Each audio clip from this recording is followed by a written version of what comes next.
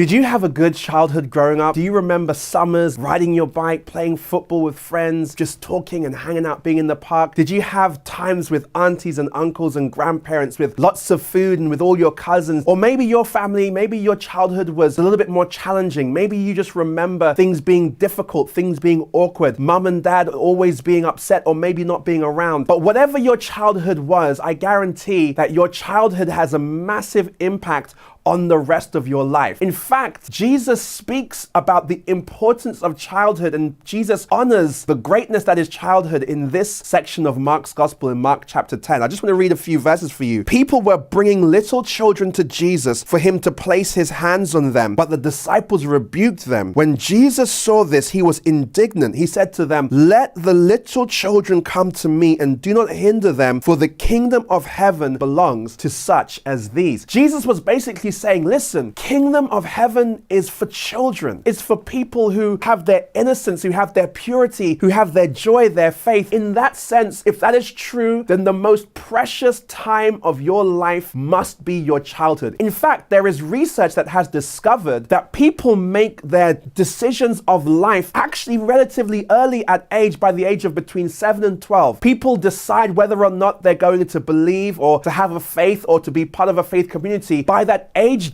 gap between 7 and 12. And in fact, when people go through traumatic experiences as children, they actually end up carrying these pains into their adult life, and it can affect the rest of their life, even though they don't always remember the specific details of what happened to them. And this is why I believe just before Jesus makes these statements about the importance of children, about how the kingdom of heaven is for such as these, that he speaks about something that honestly we don't like talking a lot about in church, and that is about divorce. Let me read for you a little bit about what Jesus explains and what he teaches about the importance of marriage and of family. Some Pharisees came and tested him, that is Jesus, by asking, "Is it lawful for a man to divorce his wife?" They came to Jesus and they were trying to test him. They were trying to throw at him a difficult question. And it's interesting to me that of all the questions and of all the quandaries and of all the theological discussions and debates that they had with each other as Pharisees, the one question they thought that would be really tough for Jesus to answer is this issue about divorce. And what that tells me is that even 2,000 years ago, it was tricky discussing and understanding this issue about why some relationships work out and why some people live happily ever after and why some people don't seem to have those experiences. And let me say right now from this point that if you are someone who has been affected by divorce, maybe your marriage ended in divorce, or maybe you grew up in a home where your mum and dad weren't together, let me be clear. The Bible, and specifically Jesus and the heart of God, is full of love and compassion and grace for those who have been through the very painful experience of divorce. And actually, it's because God loves us so much that he gives us this advice. So Jesus says to them, "What did Moses command you?" They replied, "Well, Moses permitted a man to write a certificate of divorce and send her away." Now, let me give you some context, because that might sound to some of us, our modern ears, to be quite, chauvinistic. You mean you could just write a certificate and divorce your wife? Well, Moses was trying to improve on the culture that was around him. At that time,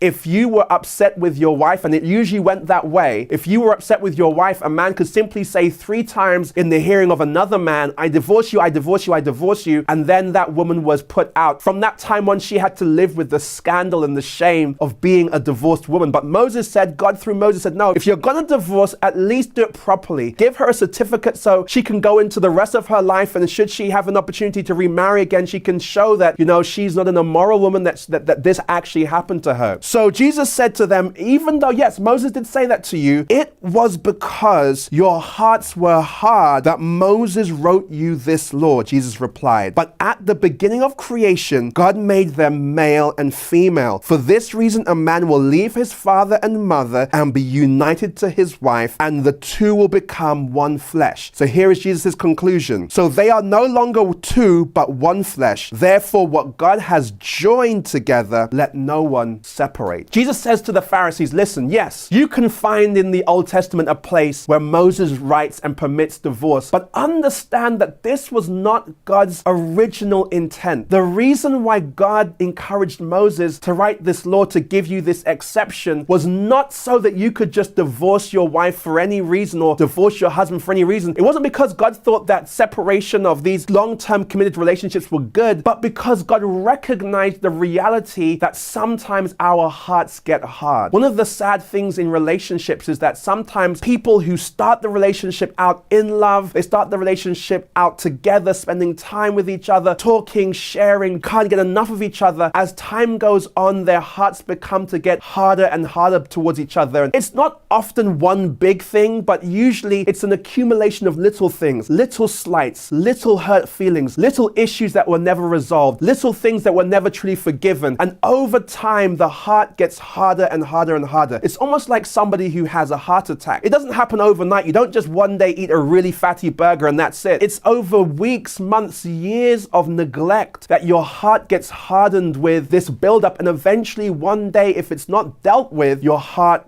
literally breaks. And that's happened in some relationships. And God recognizes, listen, there are times when this happens, and if this happens, there is a provision. Jesus specifically mentions adultery as being that clause. But again, to understand, adultery really is the symptom of the deeper problem, which is the hardness of my heart. When I get to the point where I no longer am connected with my wife, that I can be connected with somebody else, it means something deep fundamentally has already broken in this relationship. So Jesus says to them, listen, don't just divorce. Don't just break up for any reason. Find ways to stay together. And why does he say this? Because divorce damages and hurts children just at the time of life when we should, as children, be growing and having lots of great memories and just be free and loving and learning how to live life. We discover that parents aren't getting along and maybe dad leaves or mom leaves and we're having to figure that out. That changes the course of life forever. And can I be honest? As a minister, I speak to and I counsel a number of people who are adults and who are angry with God and angry with religion and angry with the church, primarily because of what they experienced in their home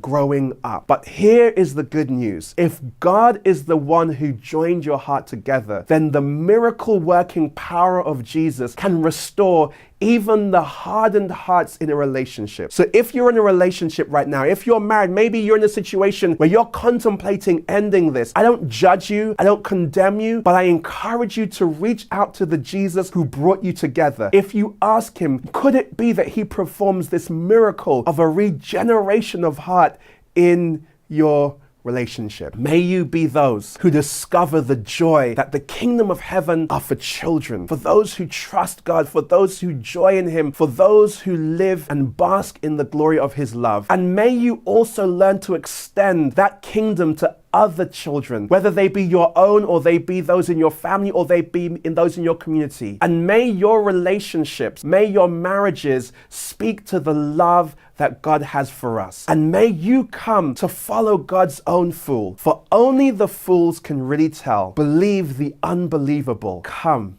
be a fool as well.